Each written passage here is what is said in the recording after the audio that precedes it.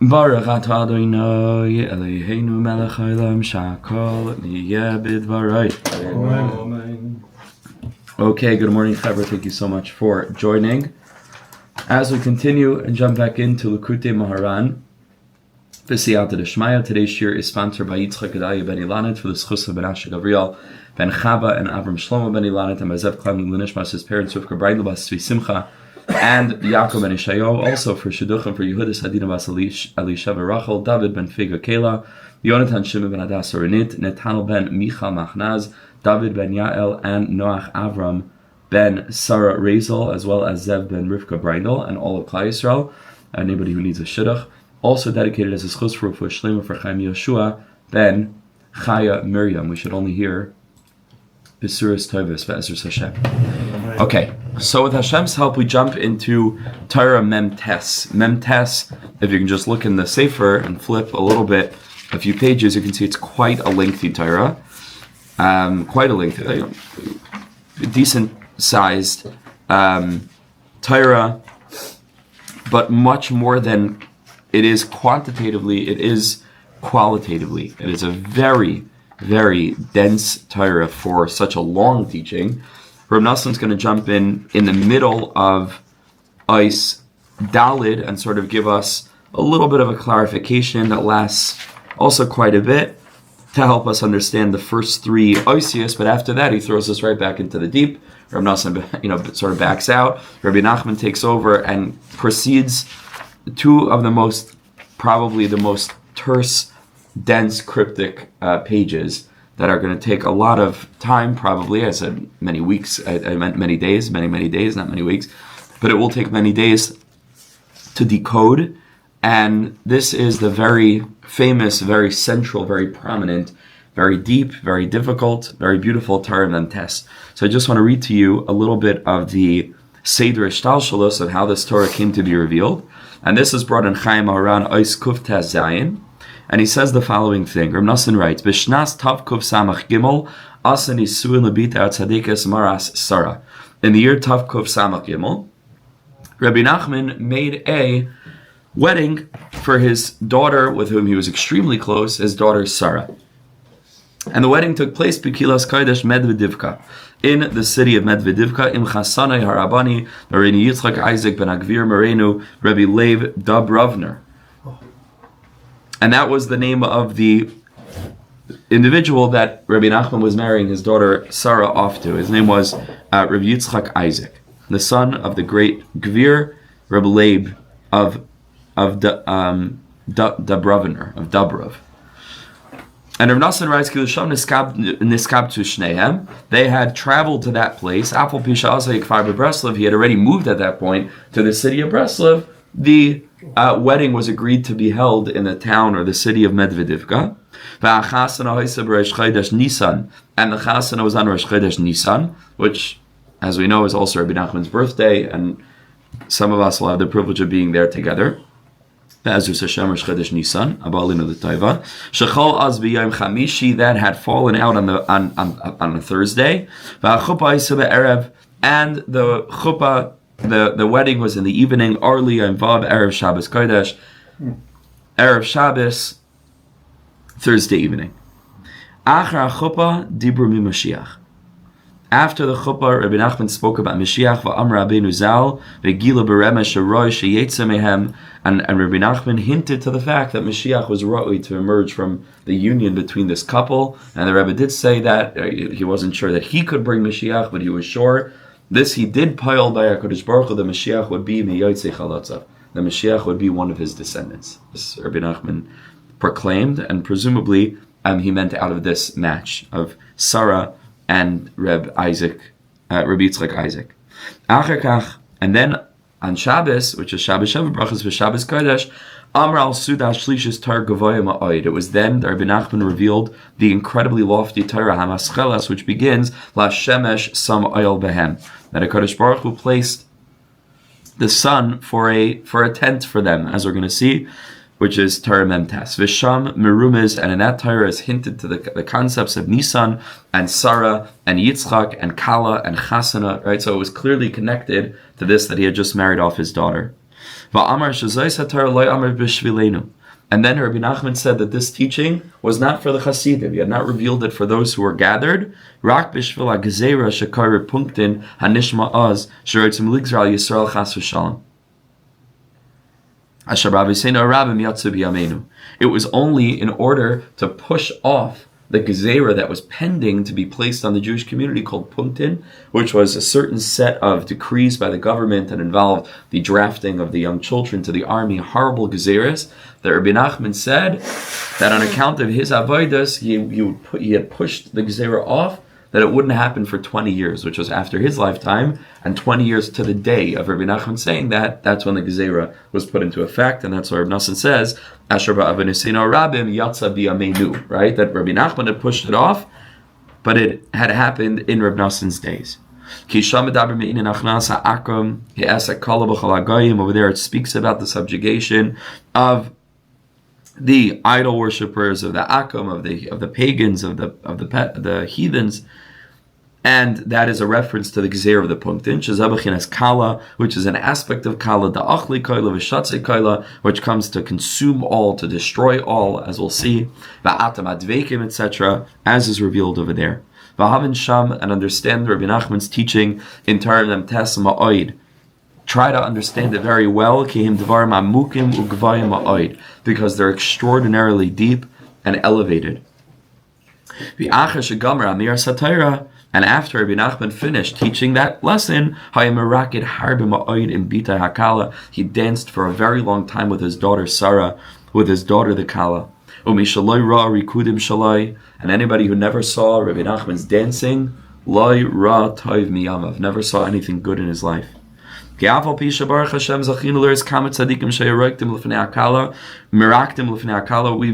privileged as Rav Nassan, especially him, because he really went from Rebbe to Rebbe, so he got to see a lot of different tzaddikim. So we've seen many tzaddikim dance miraktim l'fnei hakala, but the Rebbe's dancing, nobody ever saw anything like it. And on account of the dancing, which was quite an interesting thing to consider, interesting way of putting it, whoever was standing there, on account of the dancing, from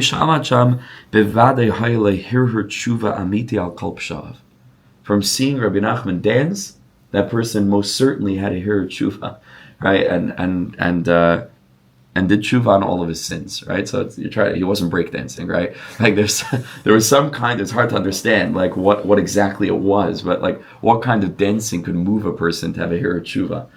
It's hard to understand. But apparently some kind of, I don't even know, it's some kind of very graceful dance full of longing and Yirah Shamayim, right? Obviously, of some kind. And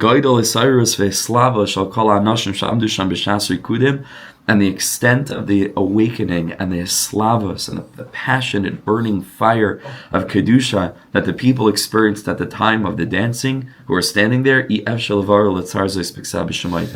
is absolutely impossible to describe at all. Okay, that's a little bit of the context for the teaching of Torah Memtes, and that is what we're going to begin presently. Okay, so we have to always put ourselves back in the context of the teaching being taught. It's Shabbos Sheva Brachas. They just finished in the middle of a chassan of festivities, and this is what's being experienced over here. Maybe somebody ought to get the door. So here Rebbe Nachman begins. Lashon Rabbeinu Zechron Levracha. Again, like I said, Reb Nassim will come in the middle of Eis Daled just to attempt to make some seder, because it's, again, you're going to see, it's very, very deep, and it's a lot of information. It's compressed, really compressed information, as you'll see. So again, in Eis Daled, Reb Nassim tries to explain a little bit, and then Rebbe Nachman takes back over. But this is generally a Torah that's Lashon Rabbeinu Zechron Levracha. It's Rebbe Nachman's own words, and it begins really in the middle of a pasuk that says La Shemesh Sam Oil Behem V'hu Kechasen Yotzei Mechupase, which is from Tehillim, Kapitel Yud Tes. Of course, we know that the pasuk really begins with B'chol Haaretz Yatzakavam, right? Hashem sends out the rays B'chol Haaretz Yatzakavam across all of the earth. Right? And they fill the whole earth right? With their words. La shemesh sam oil behem, placing the sunlight as a tent, and then it continues vuhuka chasen esibuchu basai yasis kagiba laretz ayrach. Okay, so it's one pasuk in the middle of a number of other psukim that are providing context for this fragment of a verse. And the Rebbe will Kedarka come back to that at the end and explain it more deeply. Here the Rebbe begins Eis Aleph. Ki koydem abriya, prior to the creation of the world, haya ara HaKadosh Baruch Hu Ein Sof. All there was the infinite light of HaKadosh Baruch Hu. Ohr Ein Sof. What's the difference between Ein Sof and Ohr Ein Sof? Ein Sof, the tzaddikim say, the infinite, which we never ever speak about, which we know nothing about, is the one who desires. Ein Sof is the rotzeh. And about the rotzeh, about the one who desires, we can't fathom, we can't grasp, we can't say anything about, it's prior to the desire to create, right? And that's malafnim, right? That's what's called in the Gemara Chagiga, right? A person shouldn't ask about what was prior. What was prior is Ein Sof. Ein Sof, we know that it exists, but we can't say anything about definitively. Ohr Ein Sof is already the world of Ratzon. Ohr Ein Sof was generated. From our perspective, we can refer to it. It's the pre-creation godliness that was generated as a result of the desire of the Ein Sof. Okay, that's the difference between Ein Sof and Ohr Ein Sof. Ein Sof is the rotzeh. Ohr Ein Sof is what exists, out of which will be created everything, but it's already on the level of Ratzon. Then, as the Sefiros, as we're about to learn, begin to be brought into being in the world of Atzilos, there we speak about Keser, which is a much more specific Ratzon as it relates to the unfolding of the process, right? But the earliest, most primordial Ratzon is called Ohr Ein Sof, that exists before anything. Prior to Ohr Ein Sof, there's nothing to say. There's nothing. It's just Ein Sof and Lo Dumya Sehila, right? We have to just refer to that with silence because that's completely beyond our grasp. We begin with the fact that the Ein Sof wanted to bring this whole experience into being, and then we can speak about so much of the metaphysics involved. But Malafnim, you can't ask that question. That's the Ein Sof. So Koydem Abriya, before the Bria, but after HaKadosh Baruch Hu expressed a desire to bring everything into being, Haya Ar HaKadosh Baruch Hu, right? So Koydem Abriya was Ein Sof, and then prior to the creation, as we're going to see, the first creative act, Haya Ar HaKadosh Baruch Hu Ein Sof, all there was the endless, and we can speak about light, right? Which is a reference to revelation. There was just the infinite presence of God. V'ratz HaKadosh Baruch Hu sheyizgala malchusai. And HaKadosh Baruch Hu wanted sheyizgala malchusai, that his malchus should be revealed. There was within HaKadosh Baruch Hu an aspect of malchus. That's one of the infinite expressions of the divine. Just careful with the cameras over here. Right? One of the infinite expressions of the divine is malchus. And Hashem wanted to reveal his malchus. But we know that ein melech b'lei am. Rabbeinu Bechaya, quoting a Pirkei the Rebbe Lazar, first formulates this bitui, this expression: you cannot have a king without a nation. Ein melech b'lei am. And therefore, v'hutzrich livrei b'nei Adam, Hashem needed to create human beings sheyikablu al malchusai, so that they should receive his malchus, thereby revealing the way in which the Ohr Ein Sof has within its infinite expressions, an energy, an element called malchus. That cannot become revealed until there's somebody who accepts Hashem's malchus upon them. Why does the Rebbe use the word mikabel, sheyikablu al malchusai?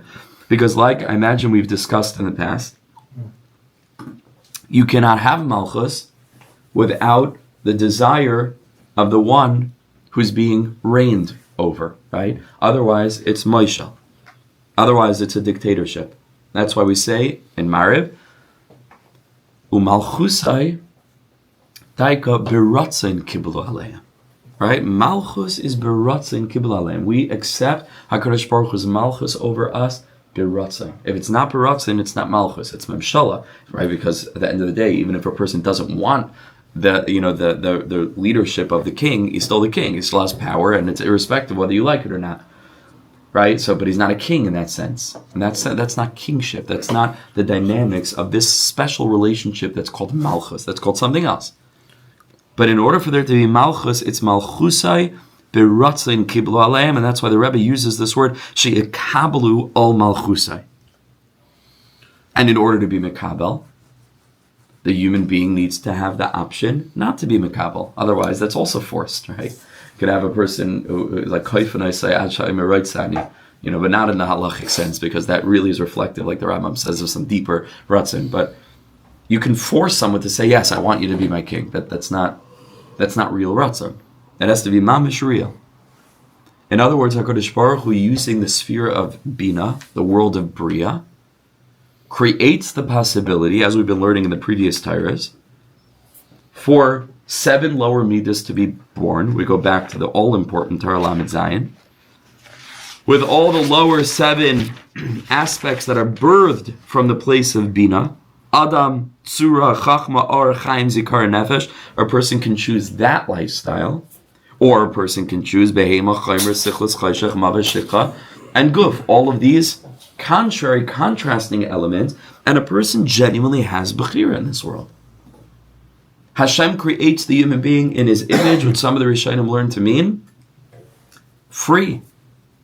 Just like Hashem chooses freely, Hashem created the human being to experience freedom.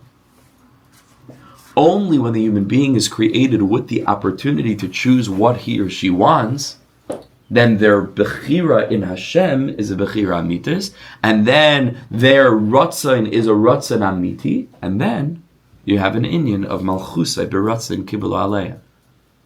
That's why Hashem had to create bnei adam daika. Hashem could have created Doimim Sameach Chai and then been moilech on them. And that would not have worked, really for a few reasons, but 2 specific reasons. Number 1, which is what we're talking about now, because animals don't have free choice. And so whatever they were programmed to do, as is their teva, if their teva would be to be Makabal Malchusay Yisbarach, that would not have the effect of revealing, being Nisgale or Megale Malchusay Yisbarach. That's number 1. And number 2, which is a slightly separate inyan, but it's also connected, because we're just learning about the human being having been created b'tzelem Elokim, which we just explained means freedom, but it's more than that. A person cannot rule over entities that are lower in nature than him. That's not called malchus. A person can own a bunch of dogs. He can't be a king over dogs. A person can be a shepherd and have a flock of sheep. He's not a king. They're not his subjects. Because to be a king means it has to be equal. In a kingdom that is working in a way that people are acting in it without Ratzon, what is the meaning of it? It's not Malchus. It's dictatorship. It's something else. Right here we're speaking about this, and by Hashem, he has that inyan too. Gil Hashem mamlucha u'moishel b'goyim. There is an inyan of memshala. And that's something else. Here we're speaking daika about Malchus, which was the ultimate reason for HaKadosh Baruch Hu creating this world. Because again, Hashem already has a dominion over the angels. Hashem, we're speaking, what was it specially that HaKadosh Baruch Hu needed to create this world and daika b'nei Adam? So we're saying, just 1 second, because HaKadosh Baruch Hu creates the human being b'tsalmai, so over there's an immediate aspect of like beings, so to speak. So we're not sheep that HaKadosh Baruch Hu is melech on, right? He created us, at least in some sense, b'tselem, and we're learning that sense of tzad shaveh is freedom that also fulfills the other requirement, which is that they should choose freely, right? Meaning these 2 things are satisfied. We are like beings. In other words, we're similar to HaKadosh Baruch Hu. It's not like he is melech over an ant farm, right? There is some fundamental tzad shaveh which would satisfy our ability to be Mekabel Malchus Yisbarach. And that Sad Shaveh is Daika, what gives us the ability to fulfill the other condition of Malchusai Biratzai. Okay, these are two conditions that need to go together. There are two other conditions, which I speak about in the book that I'm in the middle of writing on Torah Vav, not getting into them now, but these are two conditions that we need. Question? No, I was just going to say, we do have a taste of this concept of a monarchy, baratzon, because you even see nowadays, like, and I'm sure it's always like this, like, do they like the king or not? Are they impressed with this particular monarchy or not? Right. And then you saw some sort of uprising, if not. That even though it's like some sort of dictatorship, eventually it's, there's a rotzen that sort of draws this, and you actually taste both sort of ways. Well, we're seeing that now, right? Literally, we're seeing that unfolding in front of our eyes in so many different countries. 100%. Right? There's an Indian of sheker in la reglayim, right? Like a dictatorship can stand for some time, but eventually the people are much more powerful than the I mean, listen, all the empire, right? We haven't seen an empire that's lasted, in that way.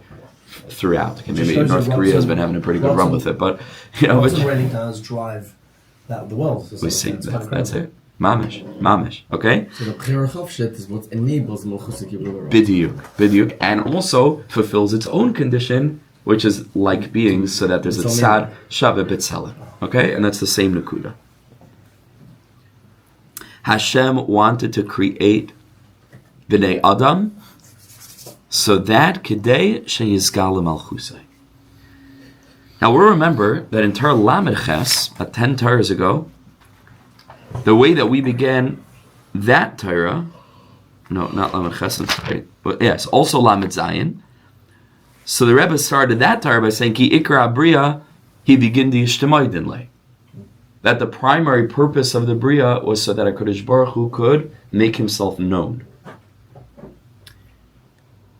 This is given as a sort of a separate reason to this element, which is the aspect of Ein Melech B'lei Am.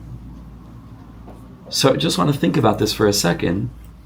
The difference or the similarity between Begin di Yishtamoydin Lei and Ein Melech B'lei Am. Begin di Yishtamoydin Lei requires much less conditions. It's much more general. Hashem wants to reveal himself. Okay, anybody can reveal themselves to somebody else. It doesn't matter what the consciousness is of the entity being revealed to. A person can reveal themselves to an animal, right? A person can if he's he said breakdancing before, he can breakdance in front of his cat. He can show. It doesn't give him what he wants. The cat. No, if a person wants to be known, he needs someone to actually reciprocate it. He needs someone to actually listen to what he has to show him. Okay, but at least in some sense. No, what I'm saying is, when Hashem says the beginning of Yishtamoydin, Hashem doesn't want to just show himself for empty people. No, it doesn't just want to, again? Hashem doesn't want to show himself when there's no crowd. Hashem wants to show himself when people actually appreciate it, when people actually take it in. Yes, nachon. That's true in the ultimate extent. All I'm pointing out is that on the very outside, on the surface, becoming known, even though you're right, by Kadosh Baruch Hu, the desire to become known is much deeper, right? But just on the surface of it, it would appear to require much less conditionality, right, than Malchus. That's very specific, right? To become known, to become revealed, can become known. You're right, the way in which HaKadosh Baruch Hu wants to become known is very deep. But on the surface, it would appear to be a more general energy.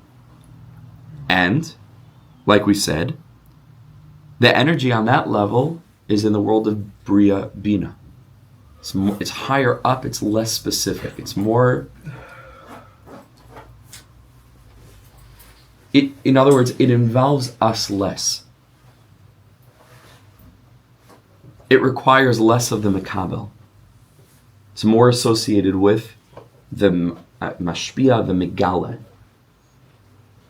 If you go one level higher, beyond Bina, Bria, at least the way that Rabbi Yitzchak Ginsburg lays it out, and I put into the course the way that I teach it, is one level higher than Bria, which we associated with Begin D'Ishtimaydin Le, because that's the Lashon of Rabbeinu, Iker HaBria or Begin D'Ishtimaydin Le, go one layer up to Atzilas, and over there, we look at the Medrash Tanchum Parshas Nasai, that's quoted by the Baal Tanya. So, Nis'ave, HaKadosh Baruch Hu liyos loi dira b'tachtoina. That is even a step removed from Begin Nishtamoid Lay, because there's no reference made to like any consciousness. Just God wanted to become revealed in a lower. He wanted not to become revealed. He wanted a dwelling place, right, in the lower realm. It's very focused, wrapped up into the desire, right, of the Boire. A step down, he wants to become revealed. A step down. And here we're talking about the world of Yetzirah. It's more specific, right? Just like you move from Atzilus to Bria to Yetzirah, things are getting more and more and more specified, right? That's the way that it goes. It's a step-down process from Ayin, right? A Chachma me'ayin timatze, down into a world of form, right? Into a world of Oisios, into a world of Dibur, into a world of specificity, into a world of Shechina v'chulei, right? The world that we experience. And so we'd expect naturally the reasons for the creation to take on more and more and more specific form. It begins with just dir b'tachtonim. Hashem wants to create the world. He wants to have a realm called tachtoin, right? That is in parallel, in contrast to the realm called elyon. Okay, it's just a general gilui.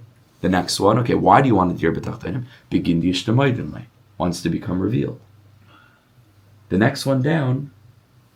And it's not exactly precise because it's really in Melech B'lei Am is obviously going to be the most specific. It's going to be the world of Asiya.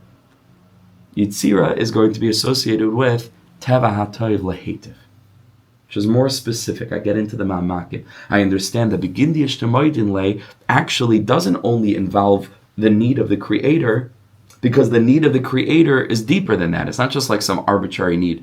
He needs to create those to whom to give to, right? They need to be a part of the process. And then finally you come down to the most specific, which is the world of Asiya, of Ein Melech B'lei Am. However, on the level of the world of Yetzirah, the Teva HaToiv Lehetiv is, because again, these are not different reasons. Each one is distilling further and further that fundamental desire of having a dir b'tachtonim. We're just explaining it.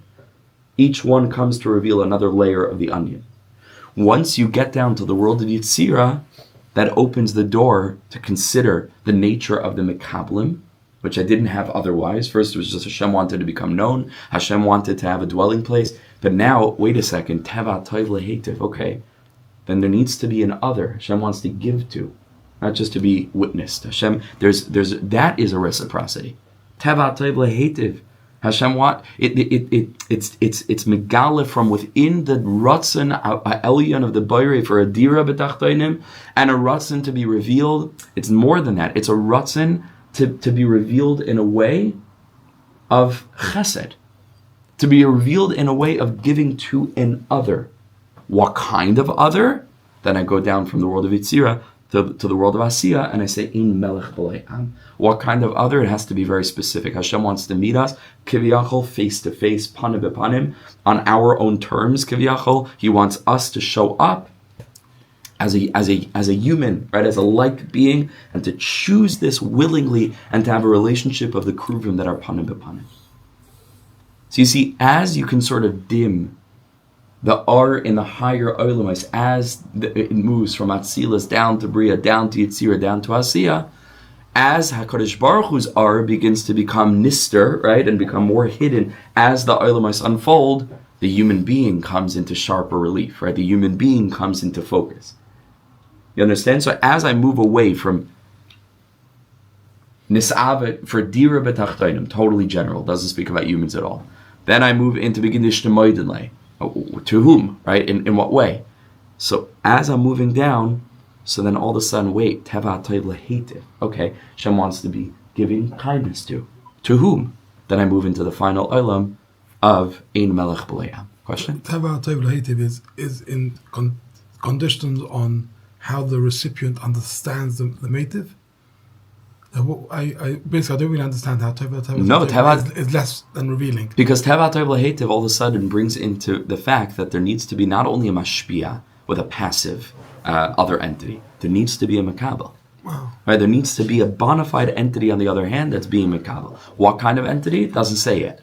Till I get down to Ein Melech B'lei Am. But the fact that entity has makabel is already more than just an entity with eyes. Yes, exactly. There needs to be a relationship. There's a relationship between Mashbi and Makabel. It isn't just somebody who's just standing there passively, right? It's more specific until you finally get down to the Olam Asiyah, which is Ein Melech B'lei Am, and that's the most specific because it tells you what kind of Makabel it needs to be. It needs to be a very specific kind of Makabel, namely a human created b'tselem Elokim, which gives them a Kira Chavshis, right? So they're like beings, and can be Makabel B'Ratza. The same thing? Yes, I would say fundamentally, yeah, on the deepest level for sure. Yes, Hashem wants a dir b'tachtonim. The difference is va'asli mikdash v'shachanti b'seichem is already much more in the context of a relationship with Klal Yisrael. Like, meaning a lot more details are already there, just contextually. Hashem chose this people, took them out of Mitzrayim. Dir b'tachtonim is just, again, before anything. Hashem wants to dwell b'tachtonim. I don't even know what tachtonim means, right, from that standpoint. I just know that it's not elyonim. So then I could start to extrapolate a theology. Okay, so what's elyon, what's tachton? It doesn't mean up on a hot air balloon, versus down in a cave, right? So obviously I have to start imagining, okay, so there's a realm that's closer to pure Elokus, that's called Elyon, like the Ramak says in a number of places, and then there's a realm that's called Tachton, right? It doesn't mean literally in Makam, it's concept. So the Asli Mikdash V'Shachanti B'Seichem already takes the form, right, of a lot of information that I already know. Dir B'Tachtonim, as a formulation in Parashas Nassai, the Medrash Tanchuma is very vague, right? It's very on the surface.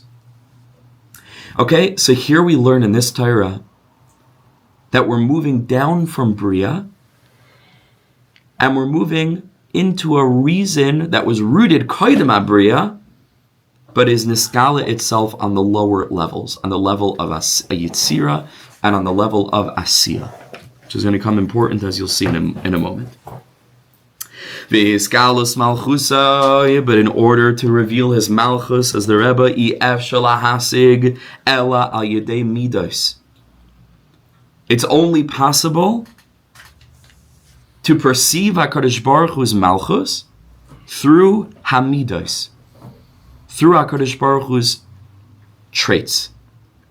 Now, this is a huge discussion. What are the midos of HaKadosh Baruch Hu? There's a scholarly book that's written, it's called Midot, right, which sort of tracks from the earliest sources. Anytime that you see midos, right, that reveal themselves throughout our tradition, midos have been used in various ways.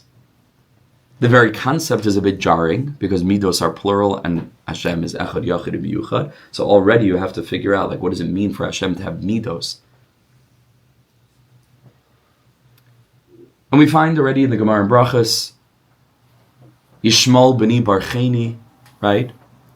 Rebbe Shmuel Kohen Gadol gives the bracha, She'yagoylu rachamecha al midosecha, right? Already in the Gemara you see that there's a doctrine of midos, the concept that there are midos of HaKadosh Baruch Hu. There's rachamim, but there's also, there's midas harachamim, midas hadin, there's midas paranos.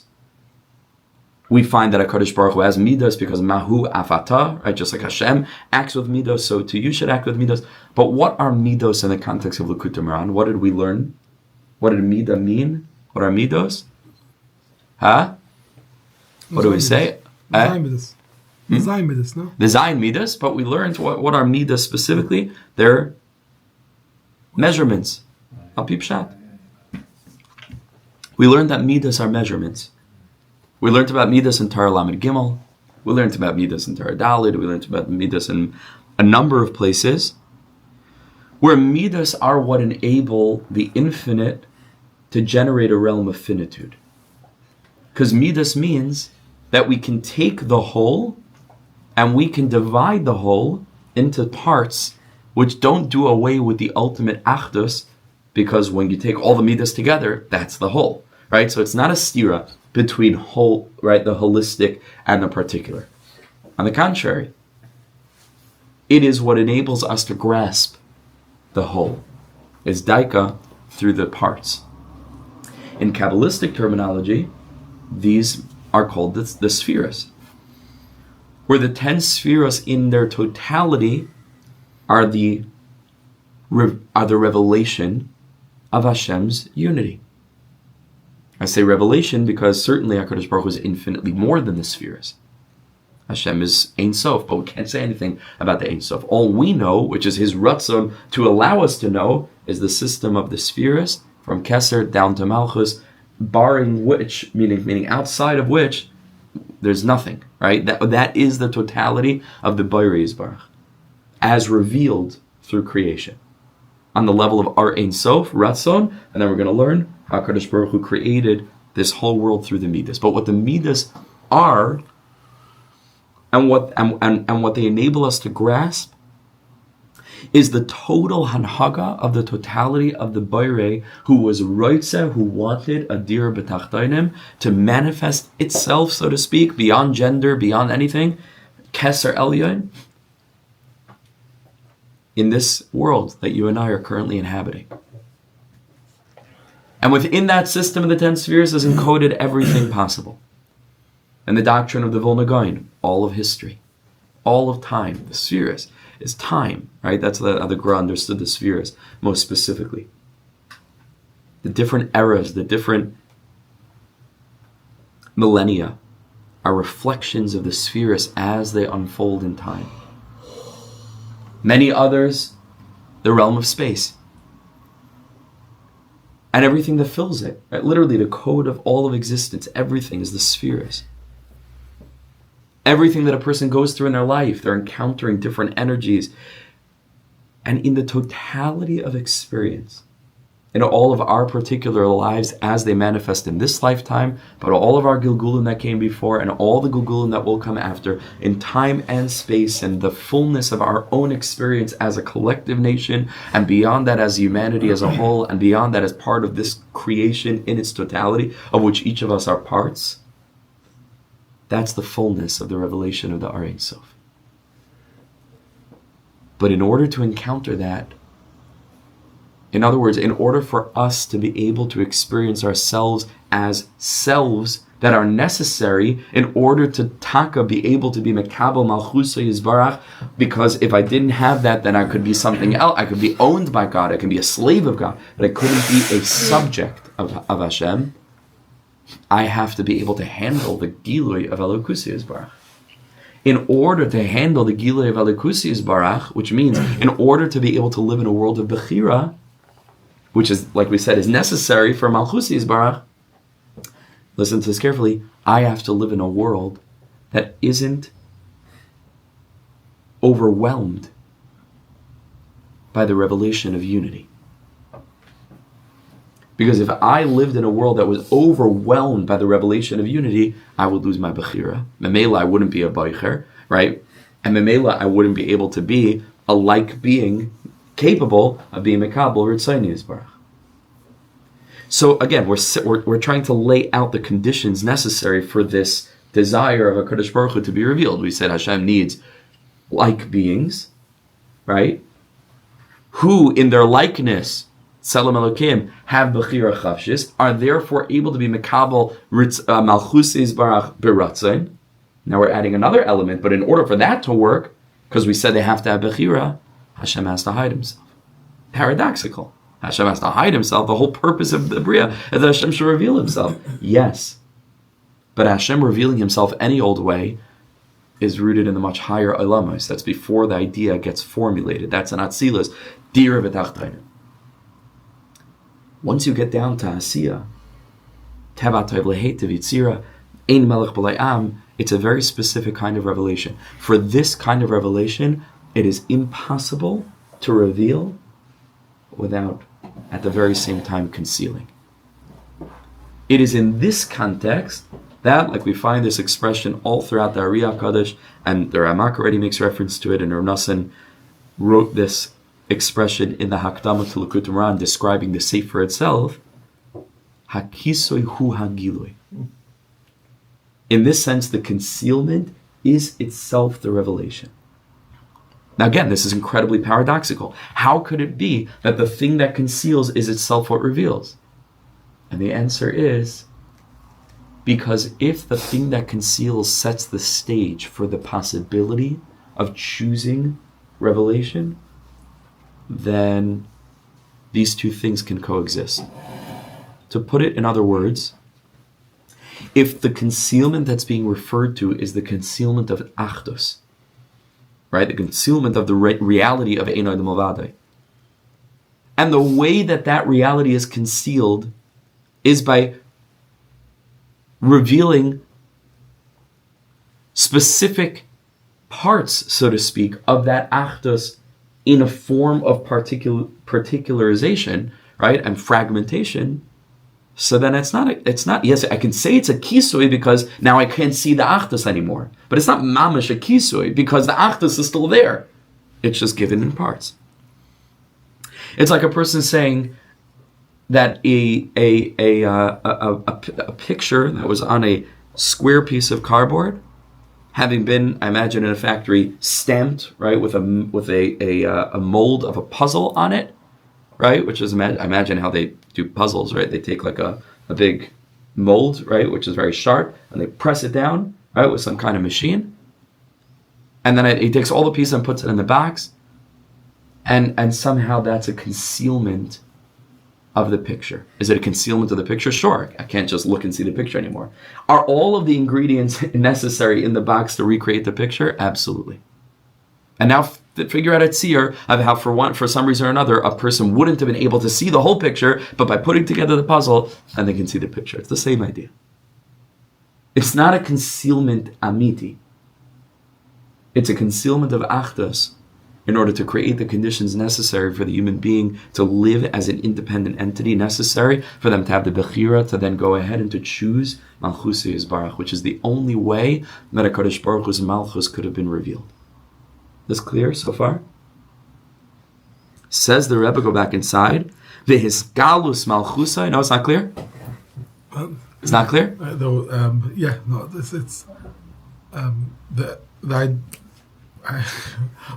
do you want to say? No. Okay. I don't think I've ever asked that before. Can I give another example? It's by eclipse. People take, let's say, multiple films or like a triple sunglass type of thing, like very dark glass to look through to see the sun. Sure. One cannot see the sun because it's just you. If you look at the sun, you just get blinded. But if you put enough sunglasses, mamish. That's the example given by the Ramak. In Pardes Yermanim, that's the Ramak's mashal. He says that the sun is shining through into your house, way too bright, it's blinding, and you put lenses in front of it. All right, he gives this as an answer to the question that he says is a question of shtus, that people say, why are there 10 spheres and not 9? Why are there 10 spheres and not 20? It's an arbitrary number. He says, because you would never ask a person who puts lenses in front of the sun to be able to then perceive the sun, that when he gets to 10 lenses, that's when the sun is accessible. Why not 9? It's like, what do you mean? Because if I have one less, the sun is too bright. Why not 11? If I have one more, it's too dim. That's just what it is. That's how many you need, right, in order to go from the point of blinding revelation to the point of manageability. That's exactly the Ramak's mashal. The reason why I gave the mashal that I gave is because I want to speak about the midas, right? So I want to speak about the parts. And that becomes a little bit easier when you think of it as the parts making up the whole, right? Which is the pieces of the puzzle making up the image. But that's a very decent mashal as well. In the Lashon of Machshavas Chabad, it's called Kishem Shemogen Hashem Elokim. There's the name of Hashem and there's the name of Elokim. And the name of Elokim, although it's much more restricted name, filters the intensity of the name of Hashem. That's right. Right. That's exactly right. We're going to see that in a minute when we talk about Tzimtzum. Yeah. Okay, let's go back inside. Says the Rebbe, let's see it again. V'hisgalus malchusai, and the revelation of HaKadosh Baruch Hu's malchus, efshar lahasig ela al yedei hamidas. The only way we could be masig is through the midas. Is through HaKadosh Baruch Hu revealing Himself in measurements. Shal yedei hamidas masigen alikusai. It is through Hashem's midas that we're able to interact with Hashem. That we're able to catch some kind of glimpse of what this multifaceted entity, that we can't even refer to it, is the Yodim Sheyesh Adan Moishel Umanik. And we then know that HaKadosh Baruch Hu is an Adan, is a Moishel, is a Manik, that HaKadosh Baruch Hu is the Melech on this world. Here comes the name Elikim. Ohr Ein Sof in order to reveal the midas. HaKadosh Baruch Hu needed to create this incredible reality, this first act of creation that was actually paradoxically not an act of creation. It was an act of the regression, right? It was the opposite of creation, which was that Hashem Kiviyachol moved the Ohr Ein Sof Litstadin to the sides. And again, we're not speaking physically. This didn't actually happen in a physical sense. We're speaking spiritually, conceptually. V'nishar chalal panoi. And the first step in the creative process is that there is a vacant space, a chalal hapanoi. U'b'soich ha-chalal hapanoi bara ha'olamos. And then within the Chalal hapanoi, HaKadosh Baruch Hu generates his midas. V'hein hein midasav. And these are the midas. So all of this is standard Kabbalistic presentation, right, of the creation of the world, right, as revealed, as is brought in the early writings of the Ari HaKadosh, in the writings of Chaim Yehoshua, in the Kisvei Ari, in the beginning of Sefer Eitz Chaim.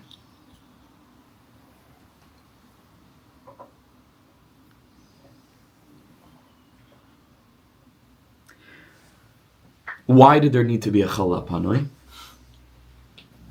Because without the Chalal HaPanoi, there's no conceptual space for HaKadosh Baruch Hu to become revealed to an other, because there's nothing on that level outside of the Ein Sof, right?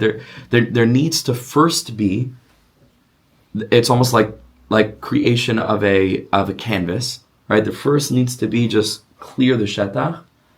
Then there's the possibility of experiencing a world which isn't saturated, right, with the realization of the revelation of the Ohr Ein Sof. Then Hashem can reveal himself through a system of midas, where I can interact with a gilui of HaKadosh Baruch Hu while I exist as a separate independent entity, right, or at least perceive myself to be. Chalal hapanoi, and then the revelation of the midas.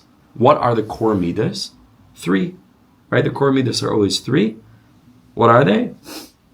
What are the 3 fundamental midas? Everything else are copies of them. Up and down. Chesed, Gevurah, and Tiferes. 3 kavim. Chad arek, chad ksir, chad beinadi. Like it says in Pasach Elio, Hashem created and revealed himself in the world in these 3 lines. The right line, the left line, and the center point. Chesed, Gevurah, Tiferes, going up is Chachma, Bina, and Das. Going down is Netzach, Chod, Yesod. But these 3 energies represent the fundamental midos, the fundamental framework for HaKadosh Baruch Hu revealing what it itself contains. What it itself contains as a unified entity. Memela, like we've said many times in the past, it cannot be reflected as a tzad, because a tzad is already limited. A tzad is already only showing you one side of something. The synthesis in the middle reflects unity. And as much as anything can reflect unity in this world, unity amiti, or amitis, totality amitis has to be in the center. Because conceptually, already if it's on the side, it's already not, I don't know what it is, but it's certainly not one. Because there's something on the other side that it doesn't contain. It's daika in the synthesis. That's what the Sefiros are trying to manifest as a system as I move from one side to the other side, and then meet in the middle. That's the Ohr of HaKadosh Baruch Hu, who is miyached all the different hafachim, all the different opposites. Chesed, Gevurah, Tiferes are the fundamental energies. Fascinatingly enough, even before manifesting the midas in and of themselves, in their particularity, as again, Keser, Chachma, Bina, Das, Chesed, Gevurah, Tiferes, Netzach, Chod, Yesod, and Malchus. If you think of it more generally, because everything has to have a root, everything has to have a makar. The spheres themselves are rooted in something, right? In the Ramak, there's a whole shower called Sharat Tzachtzachas, where the Ramak explains how the Sefiros are rooted already in the Ohr Ein Sof even before any revelation of anything, right? Which is a very, very delicate topic, but everything needs to have a makar. Everything is traced back. Right? The reason that's the most delicate topic in Kabbalah is because this is the most dangerous point, right? How do you get many from one, right? And so tracing back the many into the one is dangerous territory, right? It's incredibly nuanced, incredibly delicate. It's not a simple study at all. It's a huge topic. It's called Olam HaMalbush. Ara Tzachtzachas Al Yonis. Prior to the revelation of the Midas, you already see, where this will end, you already see these three fundamental energies even before the revelation of the Midas. How so? Ohr Ein Sof, as Ohr Ein Sof, having been generated by the Ein Sof, is the Ohr of Chesed. The Challal HaPanoi is the Ohr of Gevurah. And then the revelation of Midas in the Challal HaPanoi is the first instantiation of Tiferes. Understand? Even before any Gilui of the Midas, the root of that fundamental Gilui within the Olamos already exists in a primordial state in the process of the Gilui as it comes off of the Ein Sof. Ohr Ein Sof, the light of Chesed. Challal HaPanoi is the Ohr of Gevurah, right? It's called Butzida de Kardanisa, the dark lamp, right? The lamp that generates not light but concealment, and it pushes away Kaviyachal. Again, impossible for us to really, really grasp this. We're just reading what the Arizal says. But there's the creation somehow, some way of an emptiness, of a void, of a Challal HaPanoi. And then within the Challal HaPanoi is this synthesis between presence and absence. The synthesis between, listen carefully, it's so deep. The synthesis between presence and absence is the totality of the infinite. In other words, the infinite also needs to have the capacity to reveal himself through absence, because absence is also part and parcel of the revelation of the divine. So fundamentally, again, even before any particular instantiation of Gevurah, as it's revealed in the world, let's say, at large, which is filled with Gevurah energy, because it's all Shem Membeis, which is the Shem of Gevurah, Maisa Bereishis, all the definitive measurements, right, of nature, of the world itself, and each Olam is Tafkov Shana, as travel, v'chule v'cheina, right, all of reality having Gevurah, or in any of our lives experiencing Gevurah, din, whatever it is that a person goes through, long before that, the general concept of absence is part and parcel of presence. And that's built into not pshat simply the Sefiros as they are as a system, pre-Sefiros, right? It's built into the fundamental DNA of the desire of HaKadosh Baruch Hu to reveal. And the reason why I'm stressing this so much is because first of all, it's a very deep thought, but second of all, because most people think Hashem started to reveal himself when he revealed himself, right? In the Sefiros. Because that's the Gilui from Keser. People start from Keser.